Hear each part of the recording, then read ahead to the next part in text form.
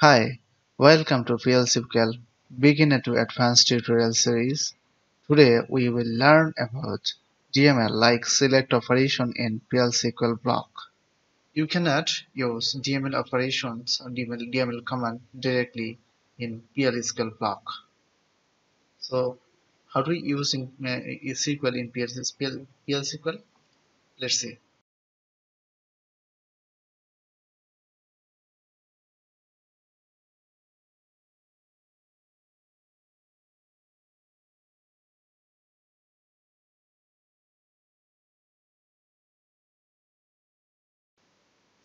So if we execute this query snippet, here we see the error. An end-to clause is expected in this SQL select statement. So how do we resolve this issue? Let's say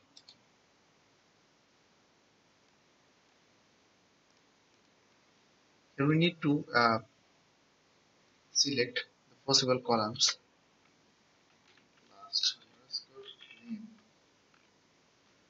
then salary, then into here the last name value to put into this variable, and the salary, that one is b implies sal.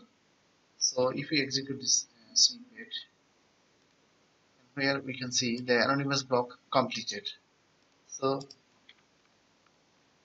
now we can print some values, pvms,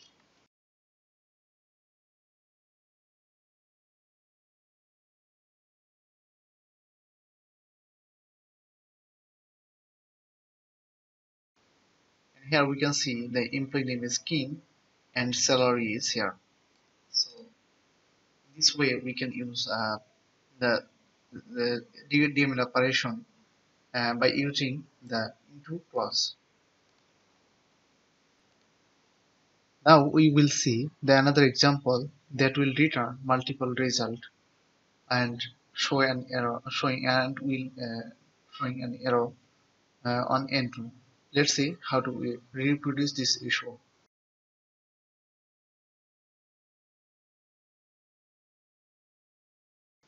And if I execute this one, and here we can see the number specified in exact phrase is less than the rows return.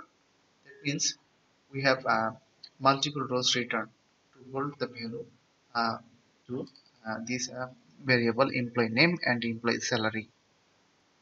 So here we need to remember that must be same type, number one, and number two is number of select items, and into should be same, and the third number is variable name and where clause name should be same. Now we will see the now we will reproduce the scenario one, like variable name and where clause name should not be same. So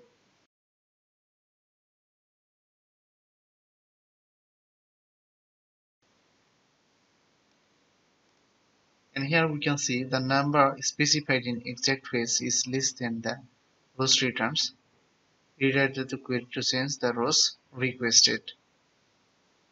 If I change this one again and set the value 100, and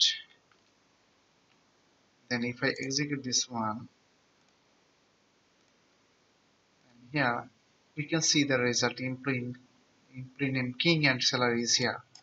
But if I use this variable here, and here the name of variable and the column of employee table employee ID is same, so we should not use this variable name and column name in where clause as same type, same name. So we must have to uh, name the variable uh, in different one.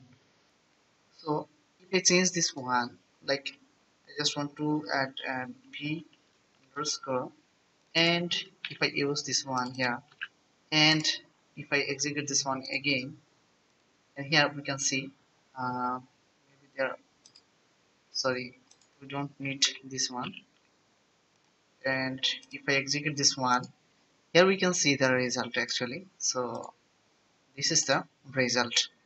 So we must not use the same name of column and variable. Hope you guys enjoyed this tutorial. Don't forget to subscribe my channel. Keep watching the next tutorial. Thanks.